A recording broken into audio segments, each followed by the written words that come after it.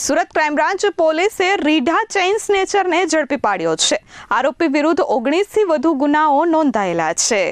Surat crime branch પોલીસે રીઢા chain સ્નેચરને ઝડપી પાડ્યો છે. 19થી વધુ ચેઇન સ્નેચિંગના ગુનામાં સંડોવાયેલો આરોપી કતારગામ વિસ્તારમાં હોવાનો બાતમી પોલીસને મળી હતી, જેથી પોલીસે બાતમીના આધારે આરોપી મહાવીરસિંહ નટુભાઈ ચૌહાણની ધરપકડ કરી છે. આરોપી મહાવીરસિંહે અગાઉ 19 જેટલા ગંભીર ગુનામાં સંડોવાયેલો છે, જેમાં ખટોદરા, ઉમરા, અડાજણ અને ઉત્તરાયણ પોલીસ મથકમાં ચેઇન સ્નેચિંગના અનેક ગુનાઓ નોંધાયેલા છે. ખંભાતમાં લૂંટ અને ગાંધીનગરમાં ચોરી તેમજ મારામારીના ગુનાઓ નોંધાયેલા છે.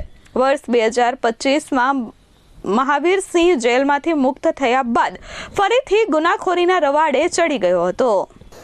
સુરત શહેર ક્રાઇમ બ્રાન્ચની ચેઇન સ્નેચિંગ સ્કોડના પોલીસ ઇન્સ્પેક્ટર જૈન ગોસ્વામી અને પીએસઆઈ એનટી દેસાણીને માહિતી મળેલ કે કતારગામ વડલા સર્કલ પાસે એક આરોપી મહાવીરસિંહ નટુભાઈ ચૌહાણ, જે મૂળ તારાપુર આણંદ મહિયારી ગામનો રહેવાસી છે, જે અગાઉ ચેઇન સ્નેચિંગ ગુનામાં વોન્ટેડ ચાલે છે, તેને પોતાના સહતોમતદાર અશોક રામજીભાઈ બેલદાર, જે અગાઉ ચેઇન સ્નેચિંગની અંદર પકડાયેલો હોય અને હાલ જેલમાં હોય, એના માટે વકીલ કરવા માટે અહીંયા આવેલ, જે માહિતી આધારે આરોપીને પકડી અને ક્રાઇમ બ્રાન્ચ ખાતે લાવીને પૂછપરછ કરતા આરોપીએ કુલ 8 ગુનાની કબૂલાત આપેલ છે ચેઇન સ્નેચિંગની.